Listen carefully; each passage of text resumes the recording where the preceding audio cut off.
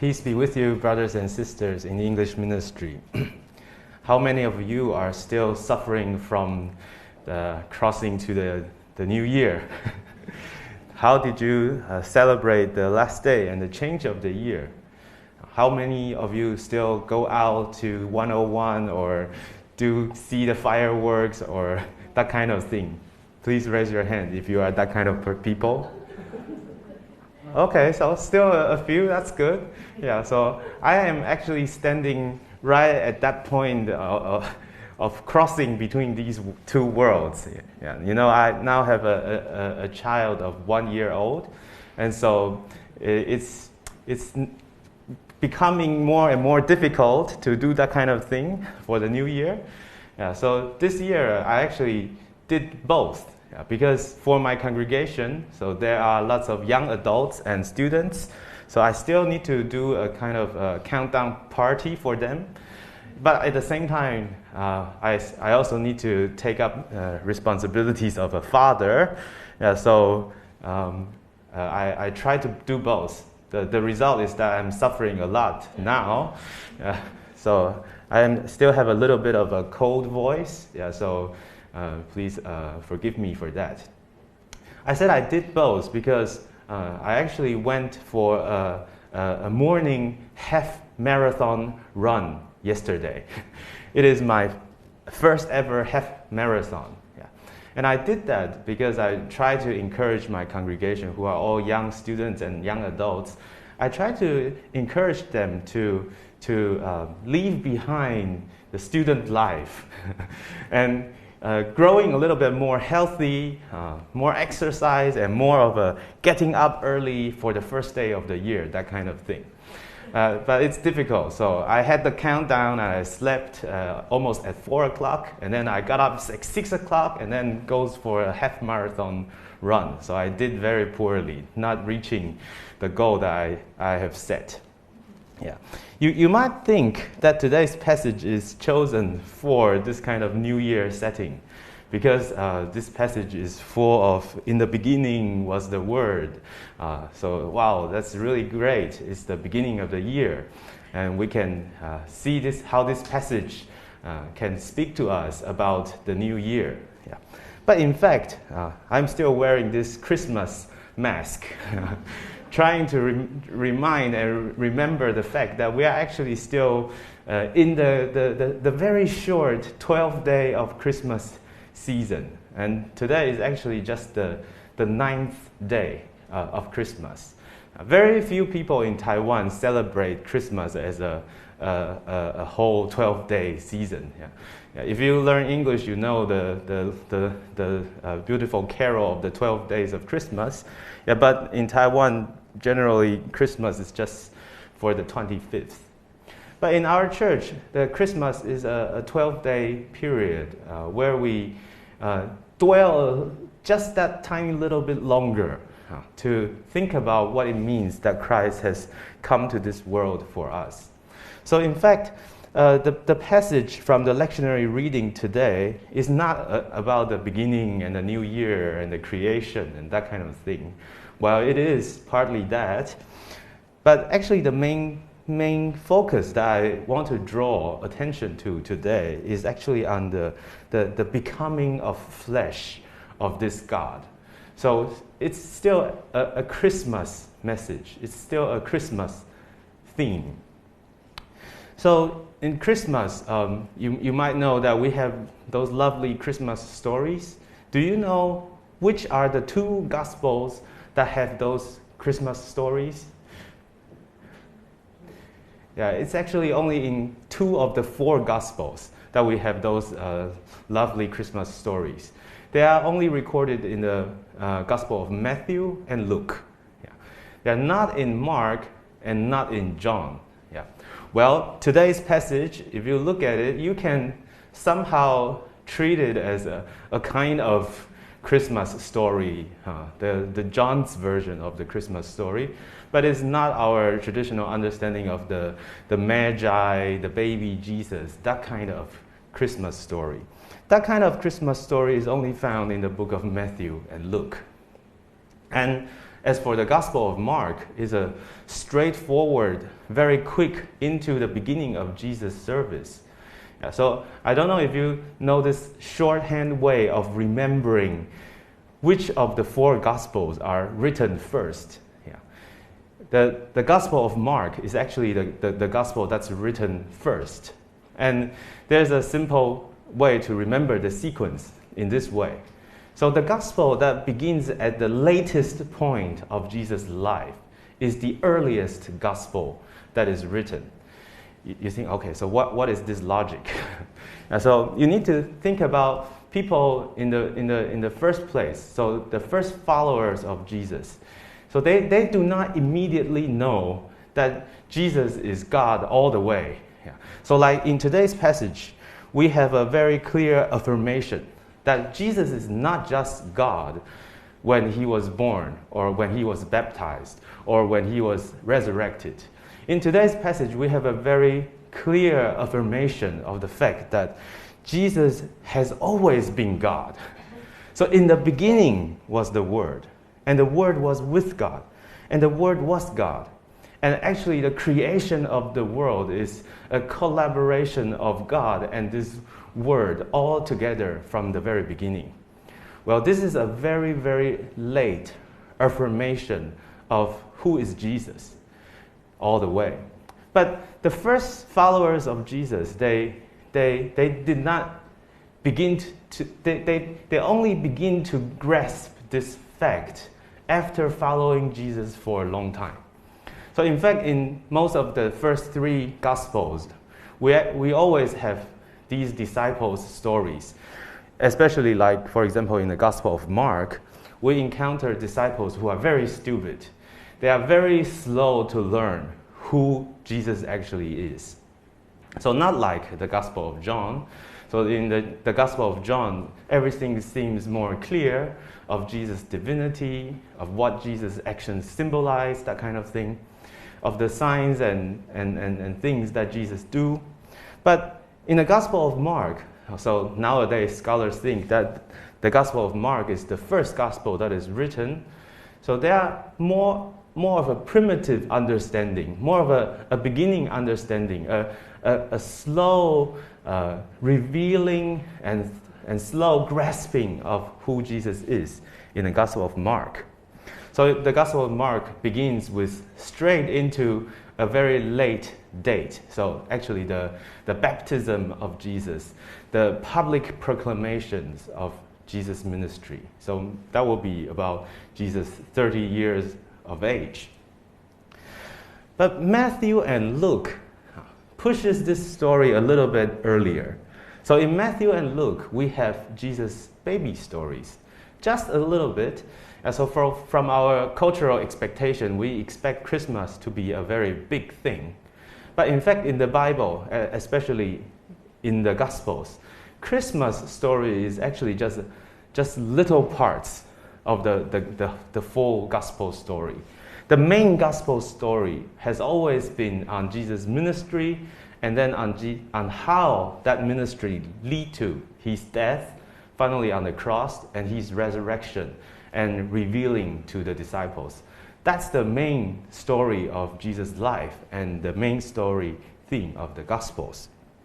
Christmas just makes that little tiny bits on the Matthew and Luke, and only in the very beginning few chapters.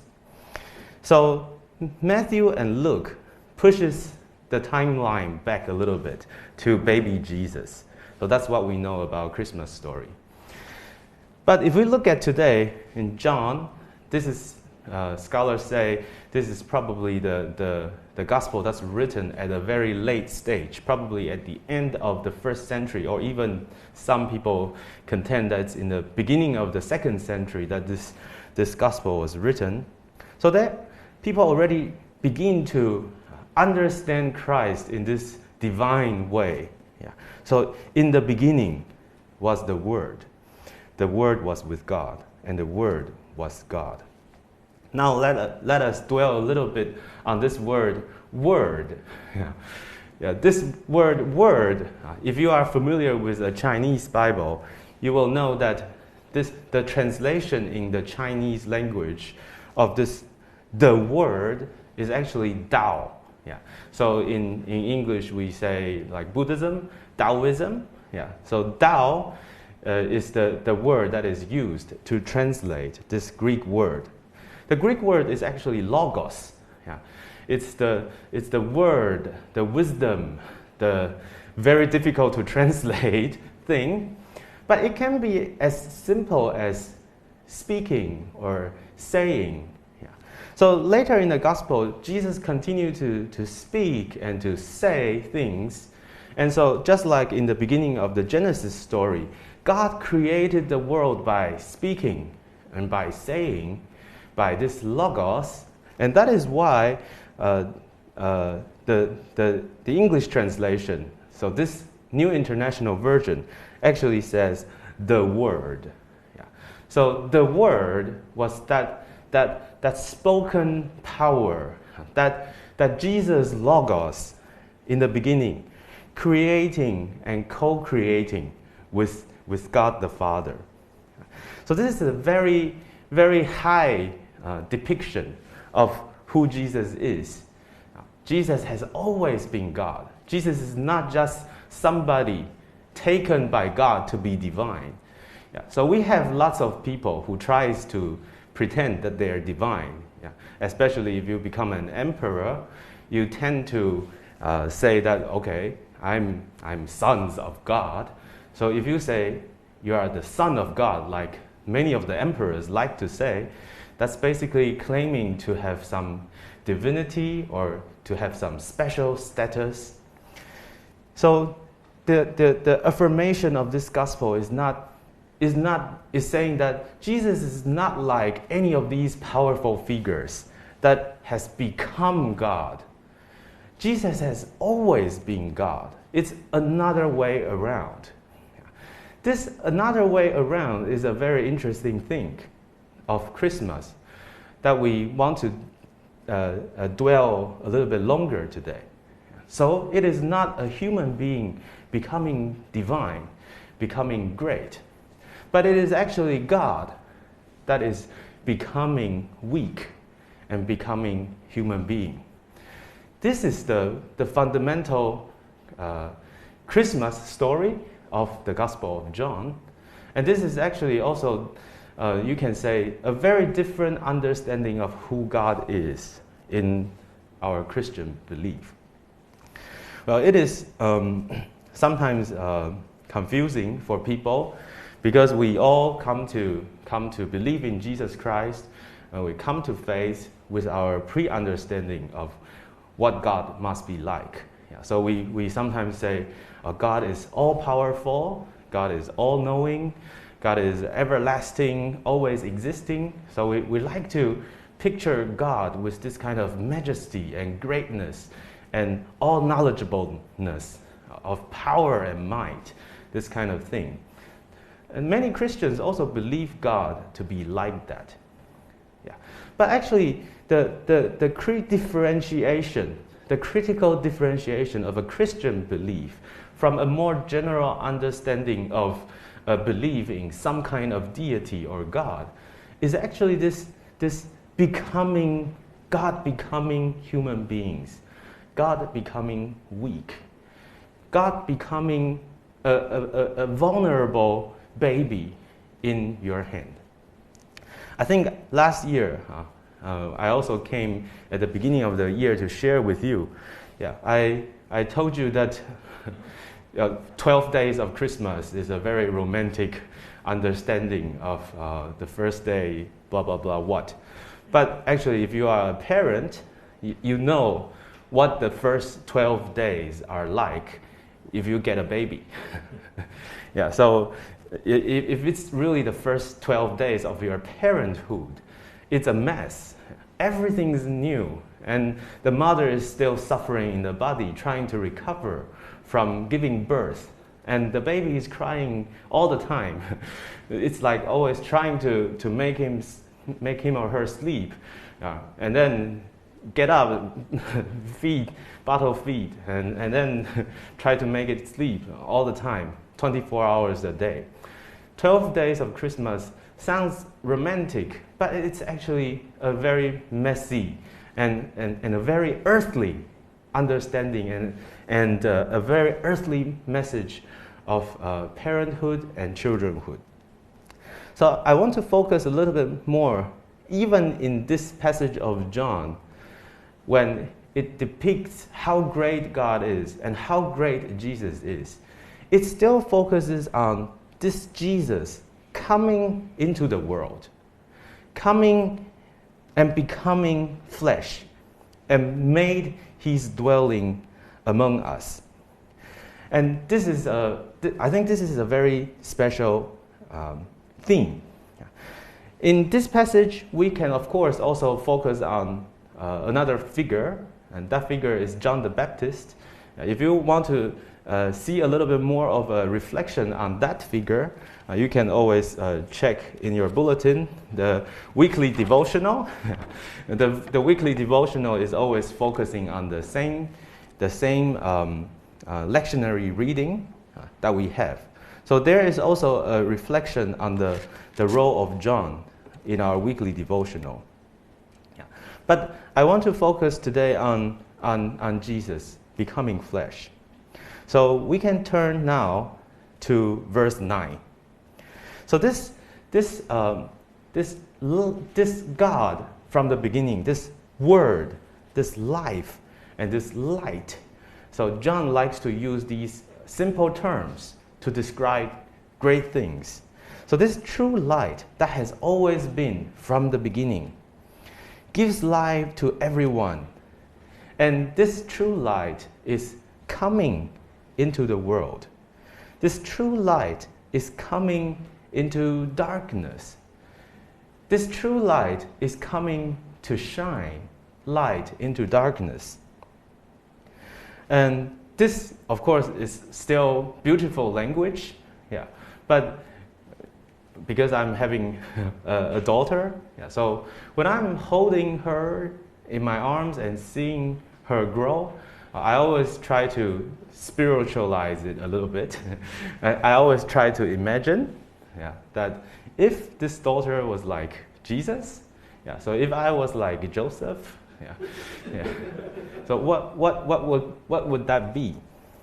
So I say in my sermon title today, I say becoming children and becoming parents. So it seems like, oh, God has always been. Jesus was God. The Word was there in the beginning.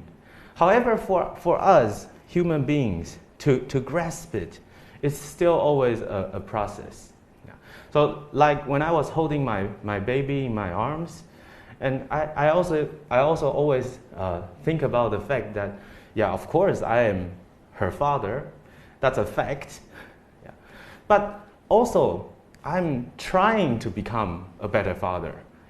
I'm learning about this daughter, about her idiosyncratic ways, about her special identity. And she will also continue to grow, and she will not always stay this way. And so it's a becoming and coming process. That's a long process to ponder about. So Jesus is also this true light shining into darkness. That sounds a little bit romantic, but what about if that light is actually morphed into a form of a baby? Can we recognize that as light? Can we appreciate the fact that this vulnerable, let's put aside all-knowing and all-powerful, that kind of thing in the Jesus baby. This is just a vulnerable God that is in our hands, in human beings' hands, coming into the world. The Gospel of John talks about this very interesting fact that the whole world was created by this Word. However, although we are created by this Word, we do not recognize God. We do not recognize Jesus as that true light. How could that be? We sometimes assume that if God is God everybody will be able to recognize him or her. Yeah. But in our Christian belief, this God is so paradoxical and so contrary to our human understanding, and also so different from any other religious or divine beliefs. This God has come into the world in the form of a vulnerable baby, and in coming into a process of growing and becoming and getting to know each other and interacting and becoming parents, becoming children. Verse 10, so he was in the world, and though the world was made through him, the world did not recognize him. Yeah. He came to that which was his own, but his own did not receive him. Yet to all who did receive him, to those who believed in his name, he gave the light to become children of God. And so very specially, through this Jesus figure, he becomes weak, he becomes a baby, that we might also become the children of God. So here, there is also another interesting affirmation, and an important one. The affirmation is that by looking at this baby Jesus, by looking at this becoming children of God, we can see who God is. We can get to know the Father. And we can also become the children of this God. And so there are multiple becomings. So God becoming baby, God becoming human beings, Jesus becoming a baby in the hands of human beings, and also our becoming the children of God. But there is a difference between darkness and light. And there is also a difference between these different children. So as I said, Jesus is not a person that has claimed to be divine. So Jesus is also a different kind of children of God from this world. So here in verse 13, it says, children born not of natural descent, nor of human decision, or a husband's will, but born of God, coming from God and getting to know God. Yeah. So through this process of becoming children and becoming parents, we have a very special understanding in the Christian belief that by looking at Jesus' figure, by looking at who Jesus is, what he does, and looking at his character, we can see who God is, because Jesus gives us this special access to understand who God is. So there's a directional difference. Usually we come up with some abstract philosophical understanding of deity, and then we try to see if Jesus fit that picture. If we do that, we are very likely to become one of his followers. So that image does not fit. Jesus is not what we have expected of who God should be like. But the other way around, if we look at Jesus, and through Jesus we try to imagine and try to grasp God's character, then it's a very different story. We see in Jesus a very special kind of God made flesh. What kind of God would make himself vulnerable? What kind of God would make himself a baby in the hands in order to identify with human beings and identify with our weaknesses and our understandings and trying to bring us closer to the Father? What kind of God was that like? This is a very Christmas story of how Jesus is able to bring us and comes among us and bring us closer to God. Verse 14 continues to say, the Word became flesh. So God became a weak human being. And the importance of that is to make His dwelling among us, to become one of us, and to live together with us, to understand deeply the human struggle. We have seen His glory. This glory is not some abstract kind of divinity, of all-powerfulness, of everlastingness. This glory is a God becoming flesh. And this glory is the glory of the one and only Son, Jesus Christ, who came from the Father, full of grace and truth. I don't know if you, recently we have lots of, lots of news about these popular singers and their family affairs, that kind of things. People are very interested in the private life of these public figures. However, it's actually very difficult and always difficult for outsiders to understand what is going on actually in a family dynamic. And it's also very interesting if we see our public figures, no matter how much we admire them, it's always interesting to listen from their children's perspective of their beloved father or their beloved mother. Recently, a few years ago, a very famous pastor in Taiwan passed away.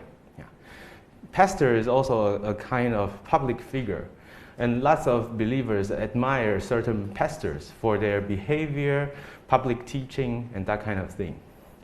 After that pastor passed away, there are multiple seminars and that are held in remembrance of his teachings and his contributions. Lots of papers that are written about that pastor. I listened to many of those seminars because I also respect that pastor a lot. But there's one seminar, actually we invited his son to share to us about his father. And you can imagine their son, that respected pastor's son, certainly has very special angle of understanding of the father. And so it is also similar to that in this passage. At the end of the passage, we see that Jesus is this special one and only Son of God the Father. Jesus has this special and close and first-hand understanding because he is in this close relationship with the Father, and because Jesus' close relationship with the Father, he has made him known to us who God is. So verse 15 verse 15 is about John the Baptist. But verse 16, so out of his fullness, we have all received grace in place of grace already given. For the law was given through Moses, grace and truth came through Jesus Christ. No one has ever seen God, but the one and only Son, who is himself God, is in closest relationship with the Father, has made him known. So, Christmas story in the version of the Gospel of John is both a very grandeur affirmation of Jesus' divinity from the beginning, from creation, and also on the other hand, is also an affirmation that this God has actually become human being, become one of us, becoming children of God, so that we can also become children of God. Through Jesus, we can begin to grasp what kind of God and what kind of Father that God actually is. So I don't know what's your New Year's resolution. Yeah, and I don't know what do you have expectations for this coming year. Yeah. Last year is a year that is full of uncertainties and full of unexpected changes. Yeah. So even in Taiwan, we have we try to keep virus off bay and try to make our lives safe. Yeah, but still, we have a few months that was not successful, and so our lives has changed a lot in the past year. And I'm sure the next year will be full of unexpectedness and lots of changes. But in all these changes, and in all the resolutions and the becomings that we make at the beginning of the year, I'm wondering, what kind of incarnation story, what kind of the becoming of God as child to live among us and to guide in our lives, what kind of strength we might get if we believe actually in this kind of God. In the God that is always dwelling with us and always revealing God's truth and grace. And I hope that through looking at this Jesus in this following new year, we can also follow him and follow God more closely. Let us pray.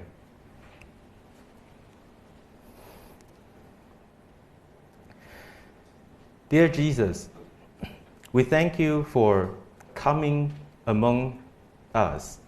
We thank you for your becoming vulnerable human being. So you understand deeply our limitations and our struggles, and you understand deeply all the humanness that we are experiencing. Lord, however, you come not just because you want to become a human being, but because you are trying to reveal what kind of God you are. Lord, in this new year, as we made our New Year's resolution and go for our goals, may you accompany us and strengthen us and bless us with all the grace and truth that you promised to give through Jesus Christ, the only Son of God. We pray in Jesus' name. Amen.